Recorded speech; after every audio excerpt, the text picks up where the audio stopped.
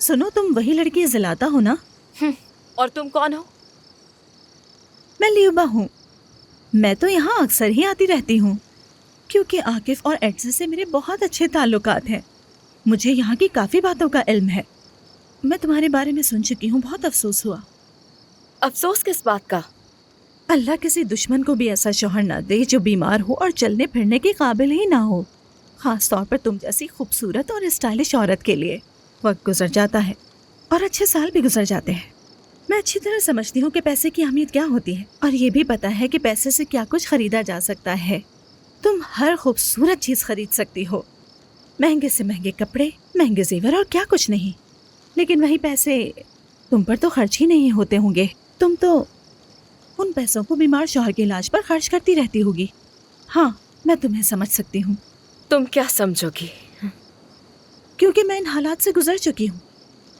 मेरे शौहर काफी अरसे तक बीमार रहे और उनकी डेथ हो गई, और उनकी डेथ होने के बाद मैं बिल्कुल कंगाल हो गई थी।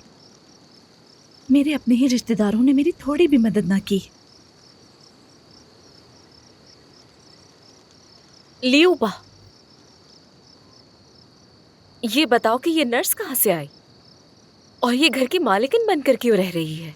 दरअसल तानिया एक नर्स नहीं है। एड्स उस पर बहुत भरोसा करती हैं क्योंकि तानिया ने उन्हें चलने के काबिल बनाया। अच्छा, समझ गई। लेकिन अब आहिस्ता आहिस्ता वो भरोसा भी खत्म हो रहा है। खुलकर बात करो।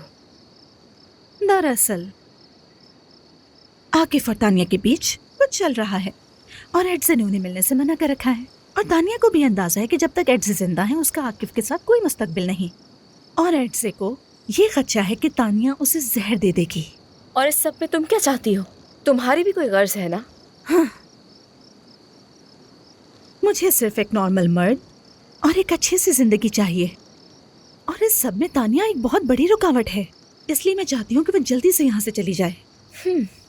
रुकावट कहा तुमने? बहुत अच्छा लफ्ज है।